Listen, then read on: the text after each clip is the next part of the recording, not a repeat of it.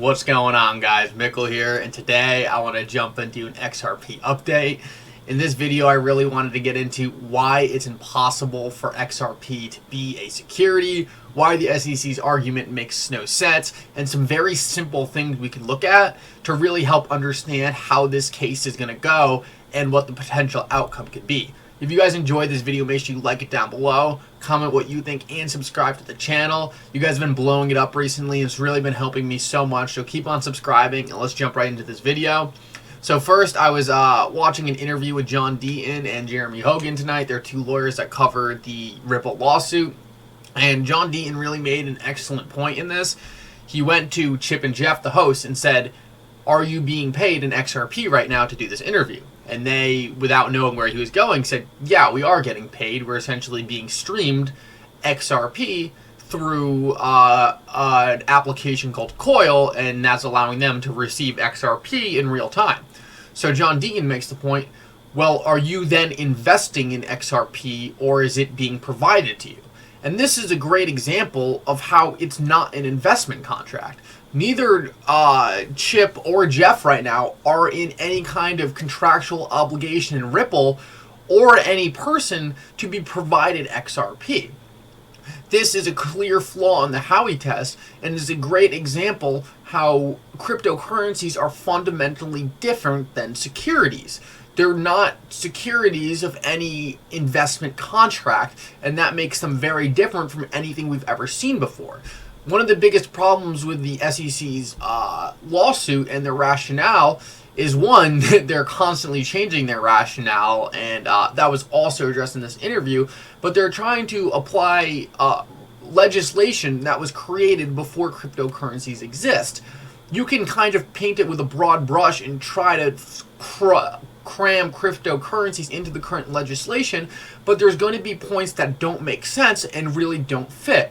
This is really a great example of this because there's no contractual obligation for Chip or Jeff to be receiving XRP in this instance.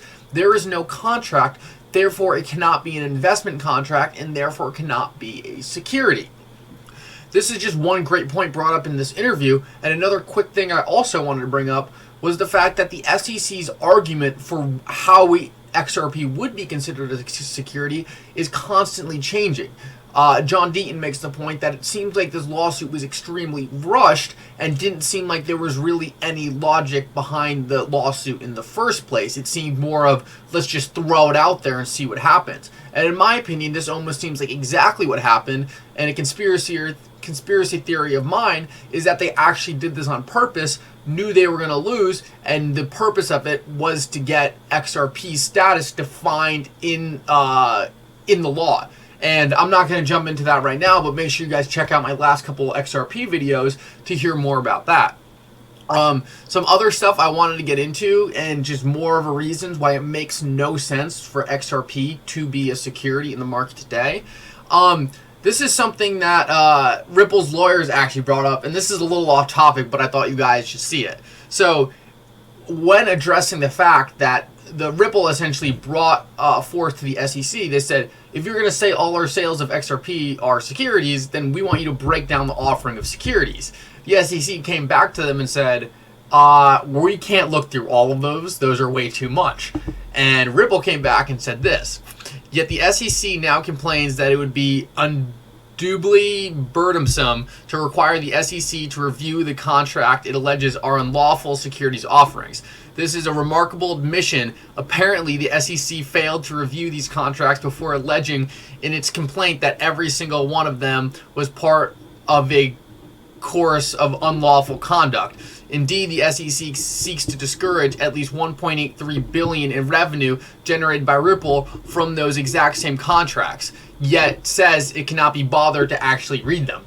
This is a pretty hilarious statement by the Ripple legal team, because they're saying, you guys are suing us for putting out these investment contracts, but you haven't even looked at the investment contracts themselves. You literally admit in your last filing that you haven't even looked at them. So how are you going to find us $1.38 billion if you didn't even take the time to look at the contracts and say, what did we do wrong? And this is a little off topic from the rest of the video, but I think it's just another example of what John Deaton was saying, and this lawsuit was really done on the fly, and not a lot of things were really put together, and the SEC didn't have a clear case before bringing this lawsuit. A lot of parts of the SEC case really don't make any sense, and this is coming from someone who's only looked at the facts of the case and isn't putting my own opinion on it. The SEC has yet to articulate a single reason why they believe XRP should be a security of Ripple, and their case falls apart even more when you consider the fact that they do not deem Ethereum to be a security of the Ethereum Alliance.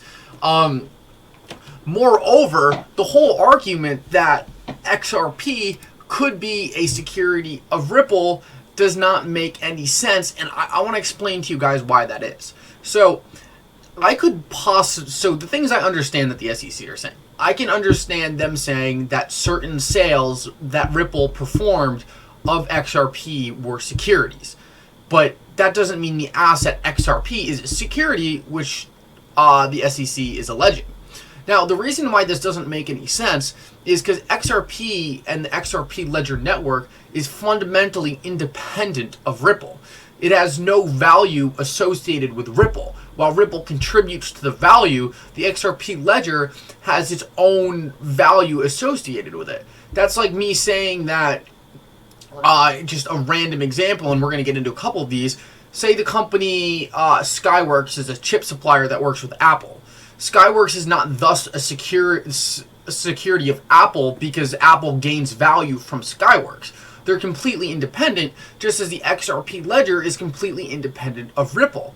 Now, what the SEC is saying is that XRP is a security of Ripple. Now, the fundamental problem with that is that if XRP was deemed, if Ripple was to disappear, then what would XRP then be a security of if it was deemed a security of Ripple? Say Ripple went out of business. So then you just have this security of Ripple that's called XRP trading freely in the market. Ripple's gone, but it's still security. Do they then hand it off to the next biggest company building on the XRP ledger?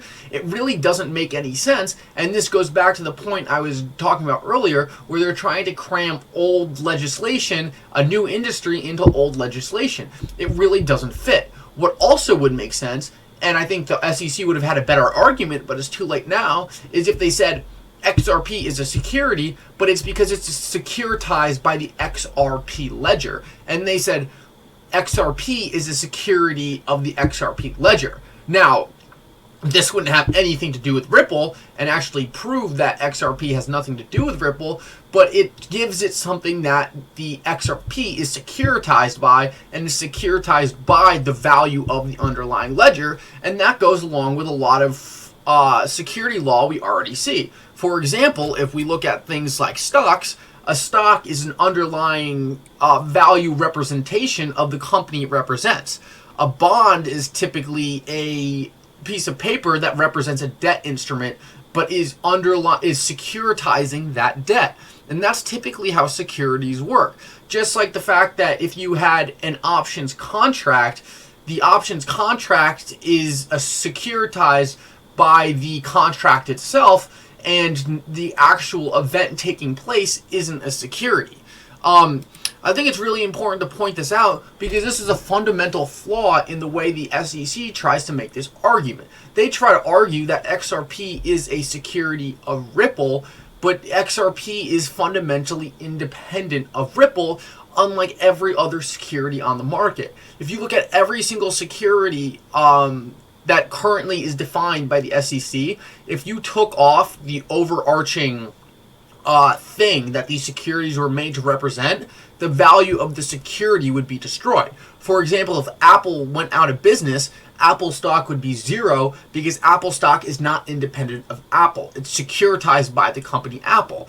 If we got back to our example, if Ripple went out of business, XRP would still trade on the market. Regardless of what would happen to its value, it would still trade on the market because it's independent of Ripple, the company.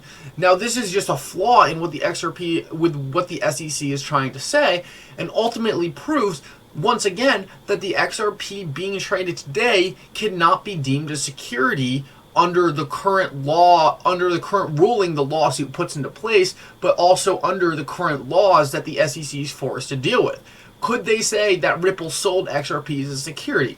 100%. That makes perfect sense, actually, and I would, as a holder and a big fan of everything Ripple's doing, I completely agree with that makes sense. Ripple likely sold XRP as a security, even if they didn't intend to. Just the fact that they were out there selling it, and selling a representation of the value of the XRP token, might have made that a security sale.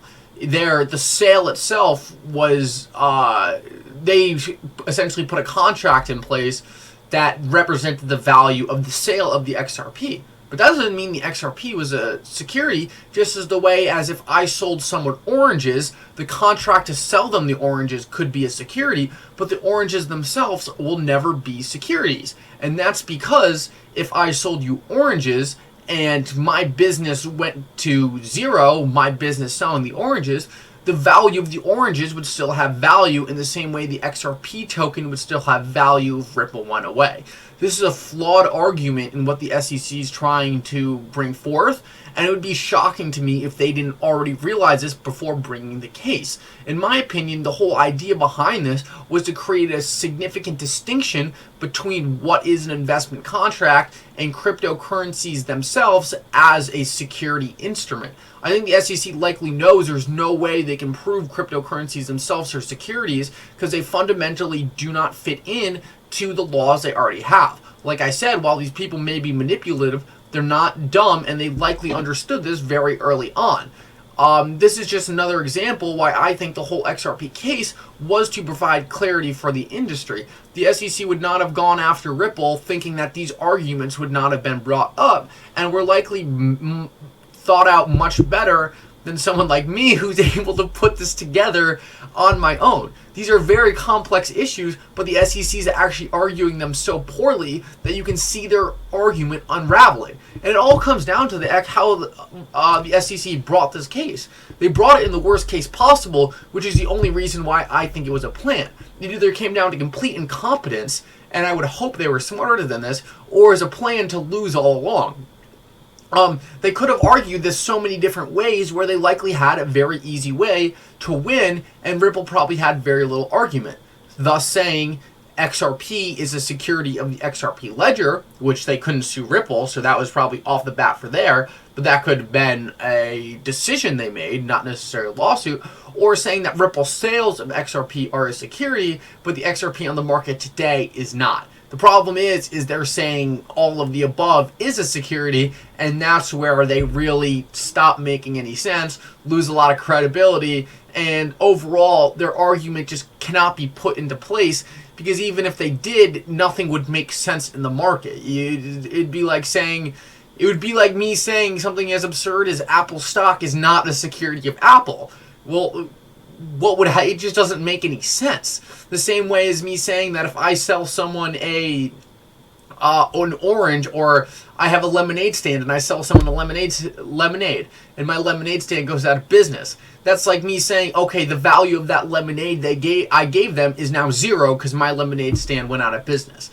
If you guys can see what I'm trying to make here, I'm just trying to show you guys that the whole argument that XRP is a security today doesn't make any sense. It won't be, because it wouldn't work. Nothing would work. They're not going to make these laws to purposely mess things up. They're going to do it to try to get it right, and the right way to do this is say Ripple sold securities to the market through investment contracts, but that doesn't mean the token on the market is a security. I think that's exactly where this is going to go. I think this is going to be likely a settlement, because I think the SEC knew all along this is how it's going to go. They want to get as much money out of Ripple as they can, see which ones constitute as investment contracts, when do they not, can Ripple keep doing it. I think that's where they're hashing a lot of this out. But the most important part is I think our XRP is safe. John Deaton is going to be fighting for it. The court is not going to want to ruin XRP holders, and I just think things are probably only getting better from here. If you guys enjoyed this video, make sure you like it down below, comment what you think, and for now, Mikkel out.